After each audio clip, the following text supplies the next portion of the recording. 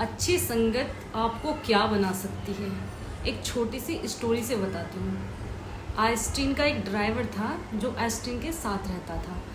वो दोनों लोग जगह जगह पे जाते थे लेक्चर देने। भाई आइंस्टीन का काम ही ये था कि उसे जगह जगह पे जाना था और लेक्चर देता था।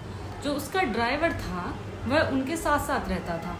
धीरे धीरे उस ड्राइवर ने अपने सर की सारी चीज़ें सीख ली, मतलब आइंस्टीन के सारे लेक्चर याद कर लिए। फिर एक दिन ड्राइवर बोला कि सर, मैं आपके लेक्चर दे सकता हूँ और अगर आप मुझे बोलो, मतलब आप मुझे कहो तो मैं आपके लेक्चर दे सकता हूँ क्योंकि मैंने सारे लेक्चर याद कर लिए। कि ठीक है। आइंस्टीन ने बोला कि हम आज जहाँ जा रहे हैं वहाँ मुझे कोई जानता नहीं है, वहाँ पे लेक्चर तुम दे देना। कि ठीक है। वो दोनों लोग चले गए। तो जो आइंस्टीन जी थे वो तो बन गए ड्राइवर और जो ड्राइवर था वो बन गए आइंस्टीन।